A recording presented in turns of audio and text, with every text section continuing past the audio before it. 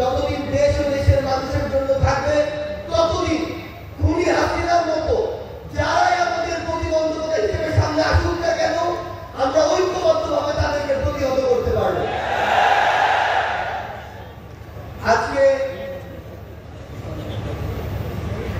এই কেন্দ্রের সকলকে এই অভ্যুত্থান পরবর্তী নতুন বাংলাদেশে সংগ্রামের বাংলাদেশে আমরা সংগ্রাম শুভেচ্ছা জানাতে চাই। আপনাদের সাথে আমাদের আবারও দেখা হবে যতক্ষণ আমাদের পথ সত্যের, যতক্ষণ আমাদের চিন্তা ভাবনা মানসিকতা নেয়, ততক্ষণ আপনাদের সাথে আমাদের আবারও দেখা হবে হয় সংগ্রামের রাজপথে অথবা বিজয়। ধন্যবাদ সবাইকে। ইনকিলাব জিন্দাবাদ।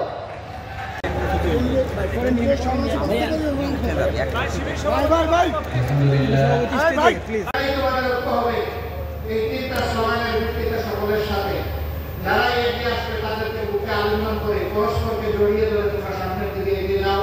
তোমাদের হাতে আগামী বাংলাদেশ শুভ হবে ইনশাআল্লাহ। আমরা সেই যুবকদের হাতে বাংলাদেশ দেখার জন্য অপেক্ষায় আছি।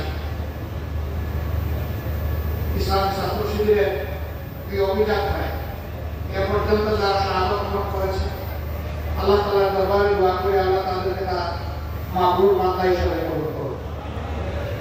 তাদের প্রতি আজীবন থেকে ইসলামী ছাত্র শিবির এবং আমরা সবাই শ্রদ্ধা জ্ঞাপন করতে পারি।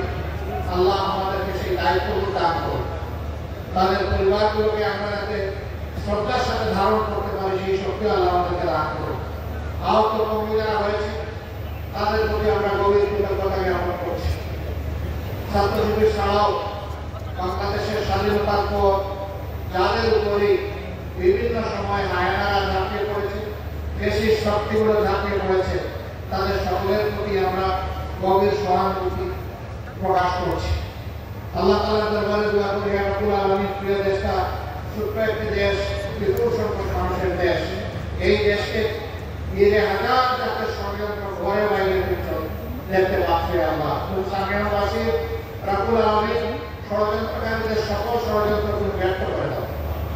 আর জাতীয় স্বার্থে আমাদের জাতিকে ইউনাইটেড ঐক্যবদ্ধ থাকার তৌফিক দান করো। জাতীয় ঐক্যের বিভ্রান্তি সৃষ্টি হয়, জাতীয় ঐক্যের কোনো ক্ষতি হয়, এই ধরনের সকল হটকারী আচরণ থেকে সংশ্লিষ্ট সকলকে আমরা বিরত থাকার জন্য আহ্বান জানাবো।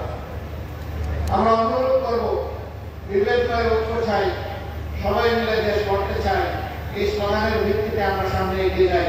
আল্লাহ আমাদের সহায় হোক। আল্লাহ হাফেজ। বাংলাদেশ জিন্দাবাদ। বাংলাদেশ ইসলামী ছাত্র শিবির জিন্দাবাদ।